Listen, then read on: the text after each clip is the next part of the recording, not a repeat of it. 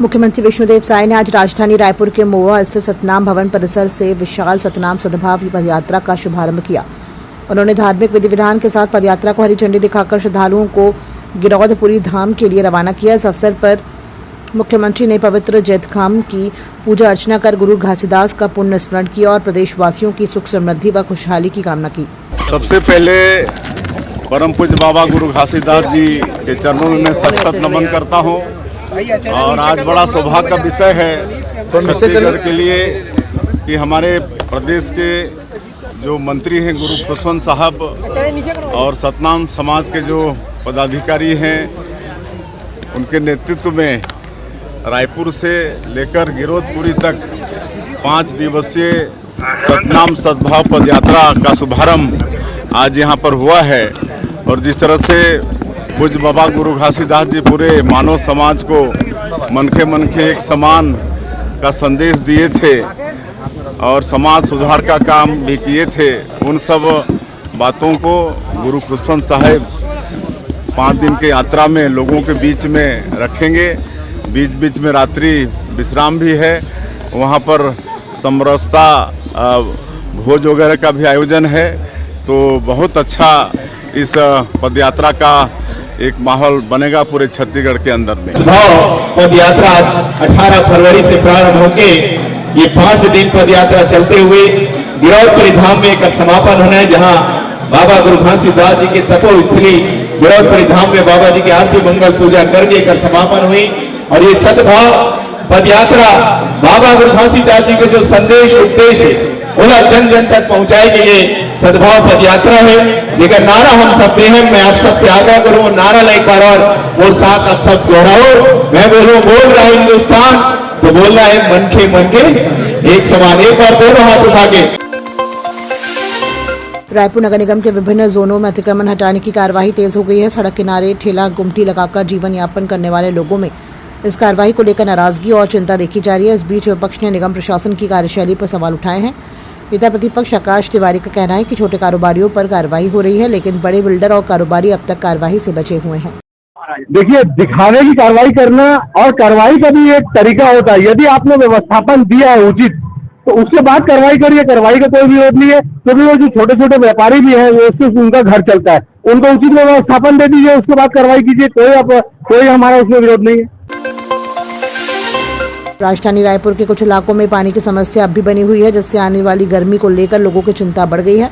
स्वास्थ्य नगर क्षेत्र के निवासियों ने पानी की किल्लत को लेकर नगर निगम रायपुर मुख्यालय में प्रदर्शन किया।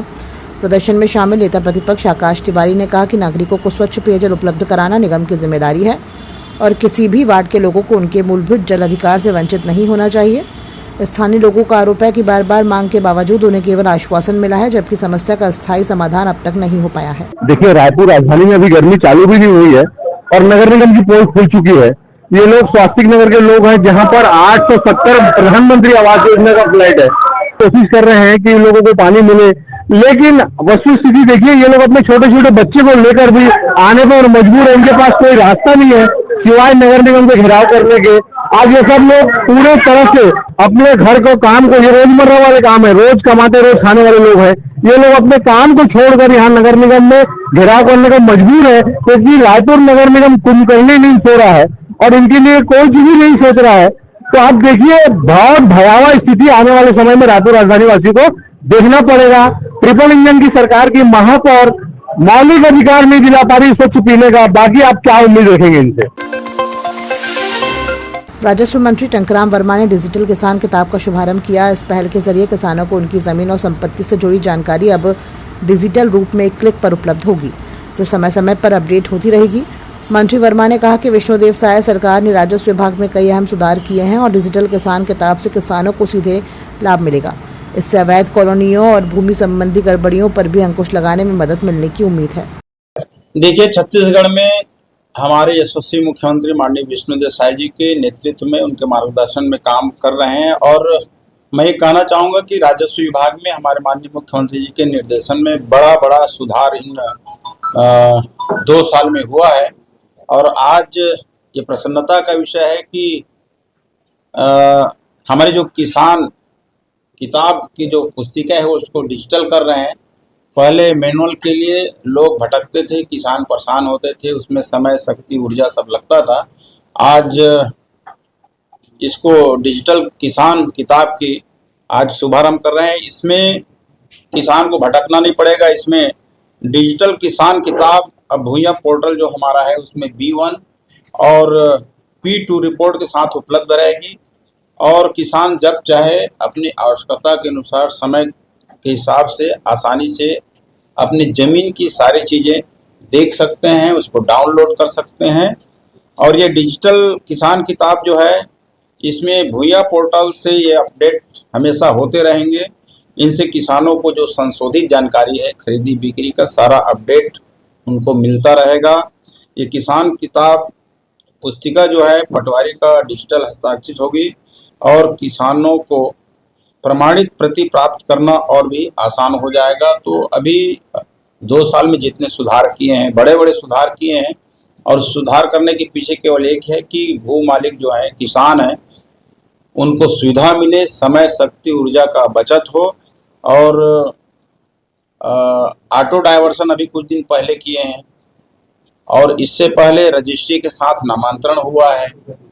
भूया पोर्टल है और 5 डिसमिल से कम खरीदी बिक्री को बंद किए हैं अवैध कॉलोनी को रोकने के लिए और भू माफिया को रोकने के लिए, किसानों को जमीन का वाजिब दाम मिले, इसके लिए बड़ी बड़ी जो परियोजनाएं जिसमें जमीन अधिग्रहण की जाती है उसमें बिचौलियों को रोकने के लिए केवल किसी प्रोजेक्ट की जानकारी का आशय मिलते ही वहाँ पे खरीदी बिक्री पे रोक लगाई जाती है, रोक लग जाती है, सीमांकन, बटांकन। तो इस तरह से एक पारदर्शिता लाने के लिए और किसानों की ज़मीन को संरक्षित करने के लिए, उसको सही मुआवजा देने के लिए सरकार ने बहुत से सुधार किए हैं।